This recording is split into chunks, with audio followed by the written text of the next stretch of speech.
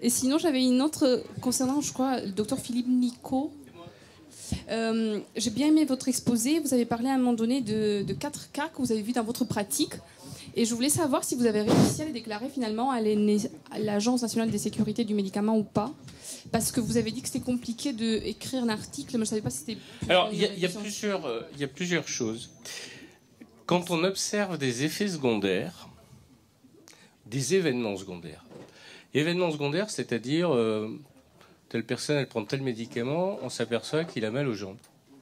La loi prévoit que l'on devrait... Tout déclarer. Tout déclarer.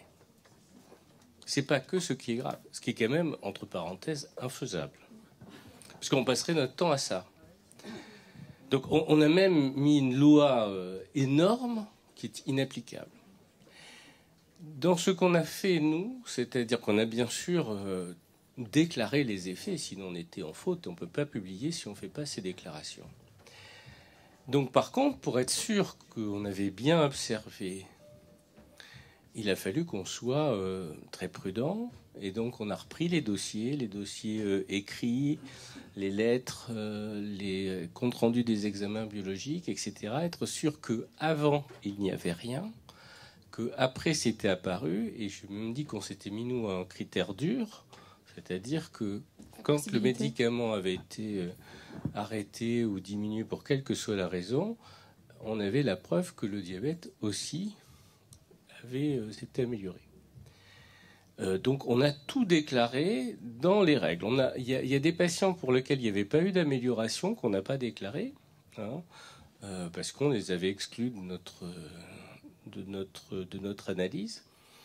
Voilà. Donc après c'était les réponses avec le centre de pharmacovigilance où là c'est sûr que quand on vous répond que bon, à la limite vous êtes gentil, enfin circulez quoi. Enfin je veux dire bon. Je comprends que les médecins, ils n'aient pas très envie. C'est pour ça qu'on est en système de sous-notification. Alors, pour arriver à faire la grille, puisque la grille n'existait pas, déclarée, je ne vois pas comment elle aurait pu exister, parce que je vous disais, on était au début des publications dans les revues.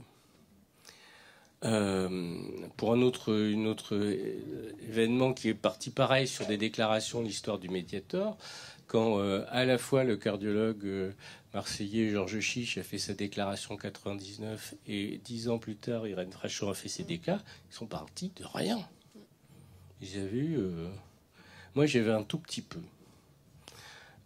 Voilà. Après, il faut y passer du temps et il faut. Vous pouvez dire en moyenne combien ça vous a pris entre le moment où vous avez vu pour décrire, où ça a été accepté. Non. Alors, d'abord, c'est pas accepté. C'est pas comme ça que ça se passe. Je vais essayer de. On identifie, on se dit, est-ce que c'est peut-être ça? Et alors moi, j'ai fait ce que on appelle une recherche systématique. C'est-à-dire, j'ai vu tous mes patients qui avaient un diabète, pas tous ceux qui prenaient une statine, tous ceux qui avaient un diabète, et je me suis dit, tiens, quand est-ce qu'ils ont pris une statine ou pas? Entre parenthèses, on est incité à prescrire des statines chez les diabétiques.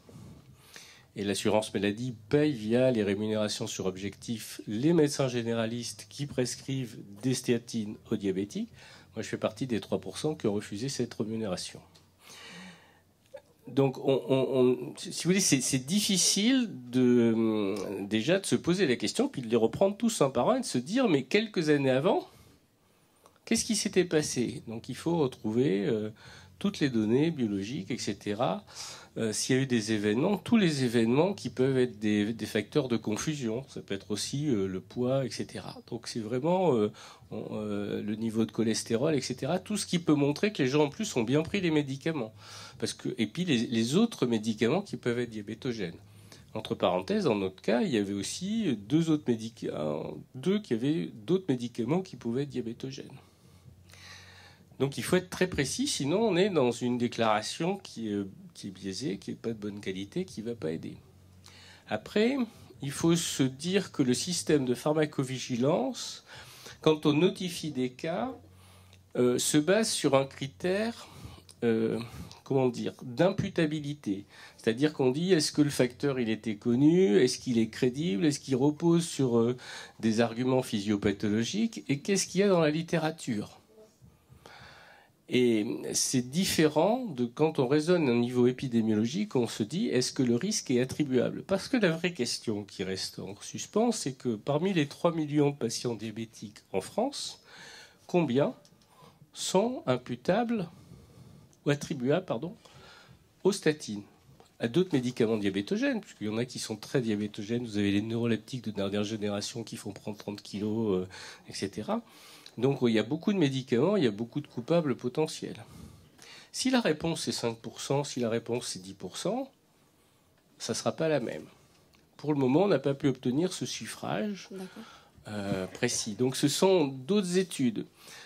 Si vous voulez, la seule démarche qu'on a pu faire, nous, et qu'on a le devoir de faire, c'est lorsqu'on observe un effet secondaire, de remplir le formulaire qui est prévu par la loi de déclaration et de l'adresser à un centre de pharmacovigilance. Et ensuite, c'est rentré dans une base nationale de pharmacovigilance qui est anonymisée. Alors, c'est sous ce prétexte-là qu'on nous dit on ne peut pas accéder à savoir qui a fait quoi comme effet secondaire, parce qu'on pourrait remonter éventuellement à la personne, etc. Donc il y a l'effort d'anonymisation qui est important, mais ce qui fait aussi qu'on a parfois des difficultés. Et puis il y a probablement des aspects politiques. Le diabète sous statine, je pense que c'est gênant pour un certain nombre de gens. Les derniers événements qu'on a vus, c'est l'adépakine avec les malformations sur les enfants. On est passé pendant des années et des années au travers. Vous aviez avant une autre chose qui concerne aussi beaucoup les cardiologues, qu'on parle très peu, c'est l'olmesartan, qui est donc un médicament contre la tension de la famille des sartans et qui donne un effet secondaire rare mais très grave, qui sont des entéropathies, c'est-à-dire des sortes d'affections inflammatoires du côlon qui entraînent des pertes de poids jusqu'à plus de 40 kilos. Donc ce médicament-là, moi j'avais fait une évaluation pour la Haute Autorité de Santé, la Commission de transparence sur des trithérapies il y a 3 ans. On nous avait donné d'ailleurs les rapports a posteriori.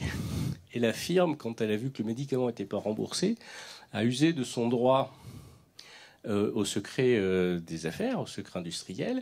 Et elle a demandé que si le rapport était publié, soient noircies les données de pharmacovigilance. Voilà. Donc l'année dernière, la commission de transparence a décidé de proposer le non-remboursement de tous les médicaments contenant ce médicament, l'olmesartan. Est-ce qu'on en a entendu parler? Non. Ce médicament ne devra plus être remboursé dans les semaines à venir. C'est le sartan et peut-être l'antihypertenseur le plus prescrit en France, que quasiment 1 million de personnes, plus de 800 000. Et quand je discute avec des collègues généralistes, avec des collègues cardiologues, la majorité ignore j'ai le temps d'avoir une question juste rapide. Donc, pour tout ça pour vous dire que là, pour le coup, c'est pareil, c'était des gastro-entérologues qui observaient l'effet. On pensait que ça pouvait être le médicament. Dès 2010, ils ont été plus précoces que les Américains. Ils ont fait le boulot, d'ailleurs, avec le Centre de pharmacovigilance de Bordeaux. La sécurité sociale a fait les bonnes analyses sur ces bases de données. Donc tout le monde a fait son boulot, et après, il ne se passe rien.